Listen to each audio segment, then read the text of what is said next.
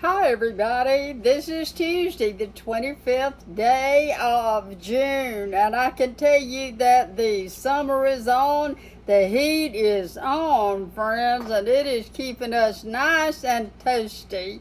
This is the Peggy Mercer YouTube channel. Please subscribe, click like on this YouTube video, because that is how YouTube kind of grades us and decides whether or not we'll get to continue or not. And we certainly want to continue. These are the Trump videos. This is my Peggy Mercer Writing YouTube. All you have to type in is Peggy Mercer YouTube, and it will go to my writing channel, which is the whole focus of the YouTube project.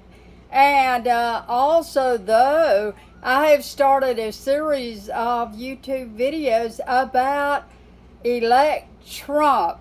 Now, the title of this particular YouTube is called Take the Shot. We want Trump to take the shot, just like we want to talk a little bit about Caitlyn Clark. Now, before I get started, I do want to say hello to my great friends out there, Rich and Amy, who are friends of mine that I met once in Memphis, and I can't even begin to tell you what a small world it is. Then I found them again on one of my sites, and Rich got on and said, hello, remember us from Marlowe's in Memphis? I was down there giving a little speech when some members of the Elvis family were having a fundraiser for one of their projects, which is raising money for their fur baby sanctuary that they have out there outside of Memphis. Where, of course, Elvis lived and made famous Graceland. And we just love all that. And anyway, I met Rich and Amy, and they bought a book I wrote called Grew Up Loving Elvis. And I will always appreciate that so much.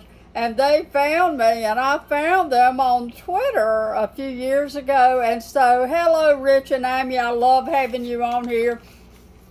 I appreciate you guys so much. Want to say a big hello to my great friends, John and Linda Omler out in Arizona. They're waiting for the monsoons. He is still shaking those rain sticks and praying for rain. And that's kind of funny to us. Now, what I want to do is today talk to you a little bit about Trump. This is to urge everyone, Elon Musk, that wonderful genius of a man, all class, all brains, and no bull. And I just love Elon Musk. And he urged all of us who would and who could and who had a platform to get out here and become citizen journalists. Well, I've already spent my life working and writing. As you see, some of my books around behind me. I've spent my life working and writing. I've written articles for big magazines, articles for the Atlanta Journal, the Florida Times Union in its heyday. And so I'm already kind of a citizen journalist, and I'm one of those take no bull Southern gals, and here I am talking about Trump. I'm a big Trump supporter down here in the sunny South. We love Trump, and we are for Trump, and we're going to fight for Trump, and we're going to take you, Donald Trump, back to the White House because we love this. We wanted to talk a little bit, in case some of you don't know this, the presidential debate is going to be this Thursday night in Atlanta at the CNN headquarters, which I find very interesting and rather exciting. I think there are so many people around that say, well, this doesn't have a whole lot of meaning. Of course it has meaning. This is the President of the United States, and we know that he is old and senile, and we know that he has a lot of problems. A lot of thinking skills are missing, and he has a lot of problems, but we expect him to do just fine. With all due respect, he is the president, and he does get our respect. And now comes our man, the greatest of all time. We love Donald Trump, and we call him the GOAT. And I'm going to talk about another GOAT in just a minute that you are going to really, really get excited about. Trump is going to do so well Thursday night, and he has a game plan. You better believe it.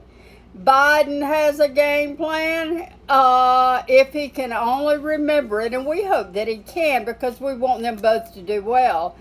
The presidential debate will be held at the CNN Center, like I said, in Atlanta. I guess you might say one of Trump's unfavorite cities now, but however, I think that what's going, and all of these newscasters are on TV, and they are already trying to dissect what's going to happen. Who's going to do the best? Who's going to do the worst? Who's going to drink all their water? You see, they have rules for this presidential debate. They have taken everything out of there. They are having no audience, no live audience, which is good. We like that. We like that a lot. There are people who are saying, oh, but Trump likes a big bunch of people, a big crowd yelling his name. And of course he does. We all do. But I also like the quiet, because then I can hear myself thinking. And then I know what I'm going to say next. And you can bet one thing, we have the art of the deal maker going up against poor sleepy Joe. And I think that I've got to talk a little bit about what's expected. This presidential debate Thursday night will start at 9 o'clock and go for 90 minutes. They will have a pen, a piece of paper, or a little notebook, and then they will have some bottled water. They do have to stand up for 90 minutes, and I frankly don't know how President Biden is going to do that, and I'm no spring chick myself, and I understand how hard it would be for a man of his age and his mental disabilities. How hard is it for him to stand there? So I'm kind of sorry for the guy, but we'll see if he can do it, and we hope that that he does do it. And so I wanted to say that all of the newscasters have just been on this like a white on rice. They're on it like a tick on a fence post, and they're not going to turn loose until it's over and done with, where they can dissect it again. But let's go ahead a little bit and say what we think is going to come out of both of them. You know what I expect, and this is my advice to my favorite president, President Trump. This is my advice to him. Don't use the word you, because the word you, if you're giving a great speech or you're speaking to a crowd or you're preaching, for goodness sakes, like my buddy Ronnie Chaney over there in Arkansas, if you're preaching the gospel, don't go in there to your congregation and start saying, you people got to straighten up. You sinners, you criminals, you nincompoops, what are you people doing not come to church on time? Don't do that, okay? Because you know what?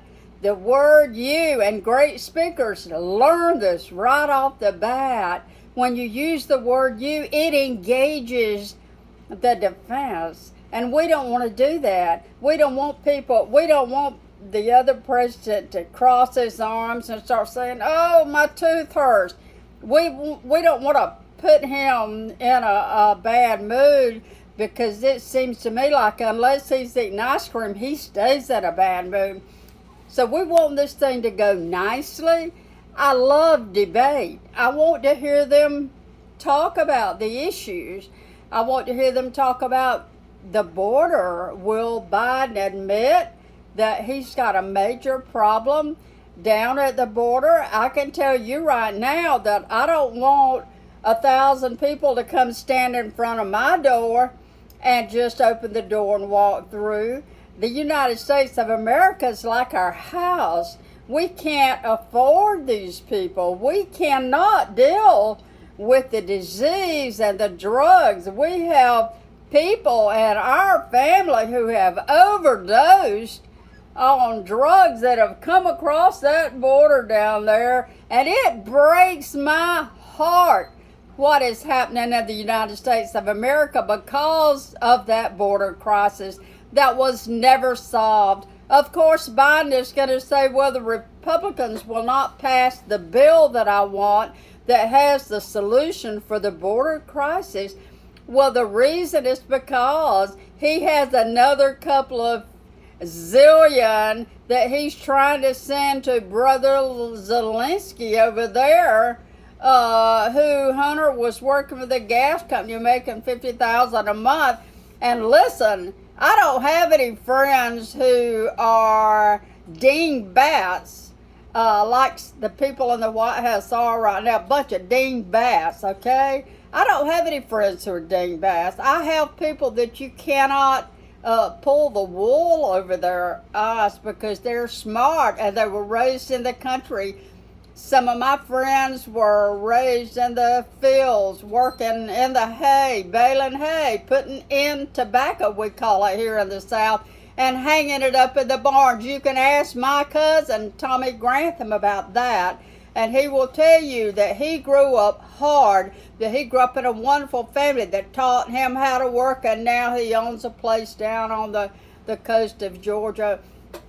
And I saw pictures of him yesterday swimming out there in the Atlantic Ocean, right there going toward Egg Island. If you've never been down to the coast of Georgia, please read my books on Amazon that are set on the coast, and I think you will love that. So, not getting off the subject here at all, I'm going to be talking about my books a little bit later on this afternoon even, so you don't want to miss that video. Talking about Trump here, what do we want Trump to do? We don't want him to use the word you. We don't want him to go in there and like he likes to do and like I like to do and like we all like to do. We don't want to just blurt out stupid stuff. Look, the viewer is saying to you right now, to President Trump and President Biden, who occupies the Oval Office right now, we are saying to you, don't waste our time by saying stupid stuff. Now, I will already tell you that Biden is going to be full of stupid stuff. He cannot help it because look at him. He's an old man who's lost half his mind. It appears to me that he can't stand there 90 minutes and they'll have to bring him out of chair, and that may be just a ploy he uses to get to sit down for a while.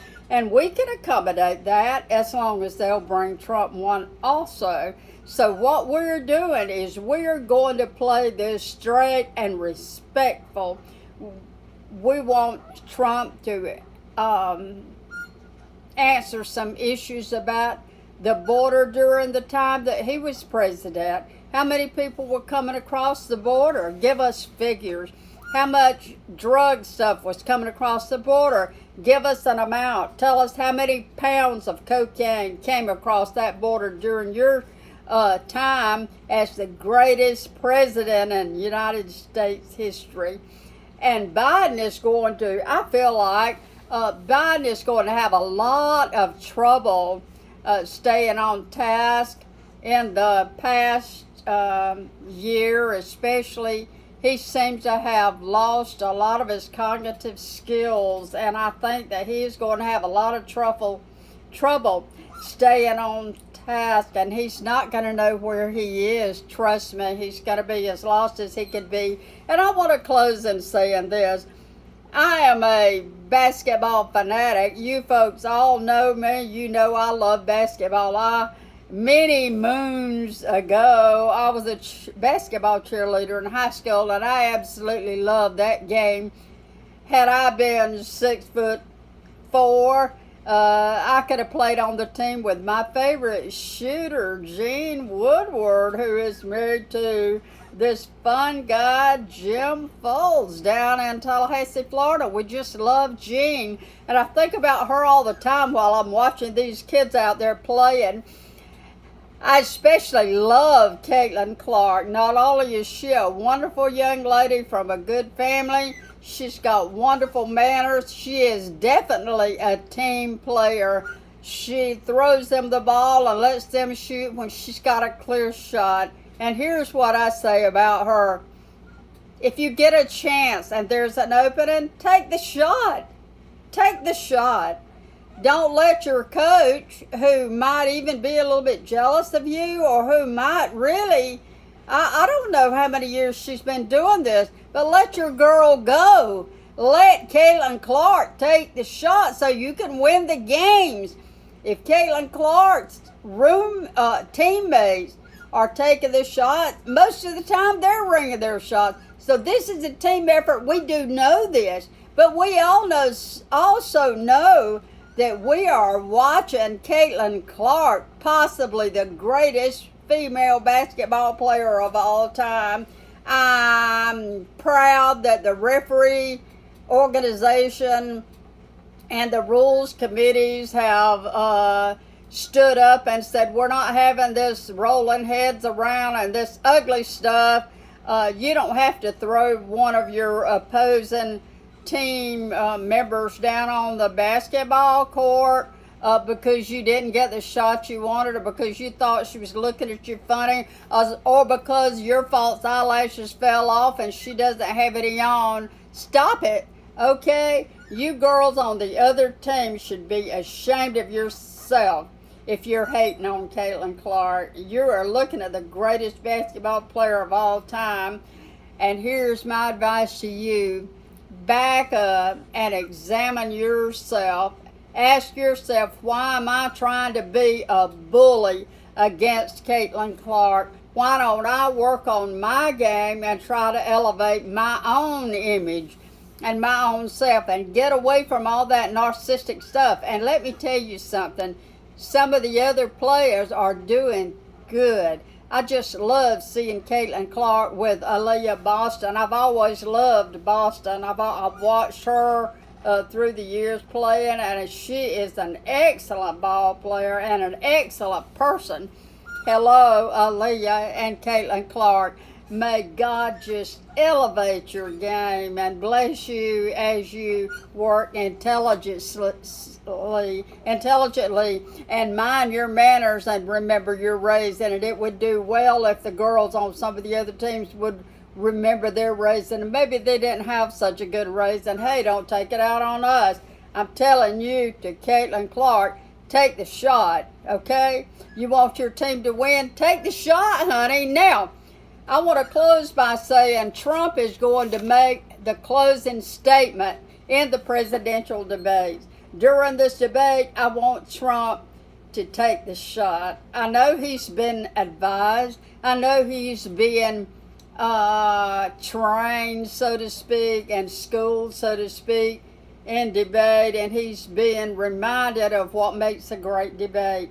But I want his spirit to come out in a nice, mindful way, and when he gets the opportunity to take the shot, don't back down. Have courage, have faith, never quit. I have a t-shirt that says, take no bull, and I'm telling him to take no bull. If you get an opportunity to make a wonderful, substantial statement, don't waste my time by saying stupid things. Neither one of you, okay? Don't say stupid stuff, but take the shot.